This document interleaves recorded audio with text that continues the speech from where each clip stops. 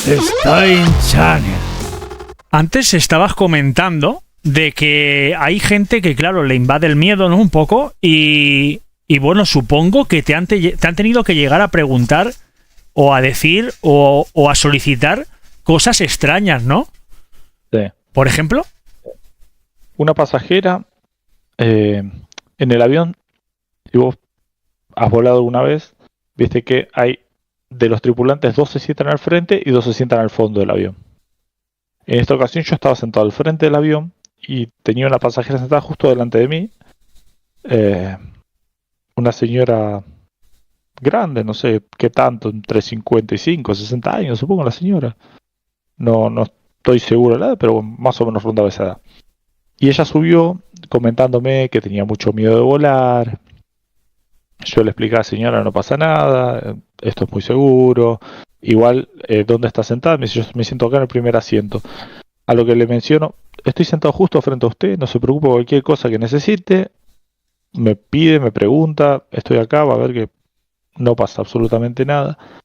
Y la petición extraña de la señora, a la que me tuve que negar porque no puedo, por temas de protocolos y tal, la señora me dijo, ¿me podés agarrar de la mano mientras despegamos que me da mucho miedo?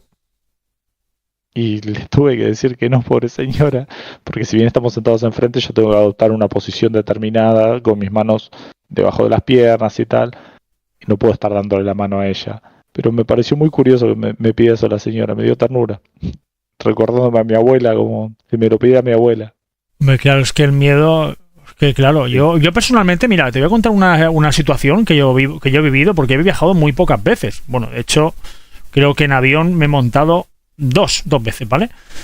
Y en trayectos cortos. Pero yo sufro mucho, que no sé si le pasa a mucha gente, y tú ahora me lo dirás, de los oídos, ¿vale? Yo lo paso fatal, pero un dolor de oídos, pero dolor, ¿eh? O sea, dolor, pero dolor, o sea, como si fuera un dolor de muelas, que es inaguantable de oídos. Al final, en el siguiente vuelo, porque el primero lo pasé muy mal, bueno, a la vuelta, yo me compré unos tapones, ¿vale? Que venden en las farmacias y son para ponértelos. Mi pregunta es, ¿siempre son efectivos estos tapones? ¿O en trayectos de mucha... O sea, en trayectos de cercanías a lo mejor te cubren, pero en trayectos de larga distancia son igualmente efectivos? ¿O cómo se tienen que llevar estos aparatos? ¿O qué aparatos tienes que llevarte? ¿O qué te tienes que comprar realmente, ¿no? Para no sufrir de los oídos. Porque es una curiosidad esto que tengo, sí, personal, ¿eh? Y seguramente a alguna persona le pasará. Porque en trayectos largos, yo ya te digo, personalmente lo sufro muchísimo.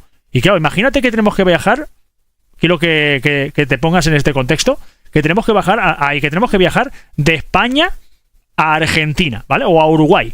Son 12 ¿vale? horas de que es tu vuelo, tierra. ¿Vale? Entonces, ¿qué tengo que hacer? Yo sufro mucho de los oídos, ¿eh? Mira, lo de los tapones no lo había oído, no sé cómo funciona, sé que por el tema de diferencia de presión es bastante normal que te empiecen a doler los oídos cuando despegás. Al cambiar la presión, hay menos presión en el aire, por más que la cabina está presurizada, la presión es diferente. Lo podemos ver, por ejemplo, en las bolsas de frituras que tenemos en el avión. Una vez que estamos en el aire se hinchan todas porque hay más presión dentro de la bolsa que afuera, entonces trata de salir para afuera la presión y quedan súper infladas. Lo mismo le pasa a los oídos. Entonces, algunas recomendaciones que he escuchado es mascar chicle. Cuando estás despegando, estar mascando un chicle, o en el caso de los bebés, que a los bebés también sufren mucho de los oídos, que tengan el chupón o que estén siendo amamantados, es bastante bueno como para, al estar succionando, no les afecta tanto el oído la diferencia de presión.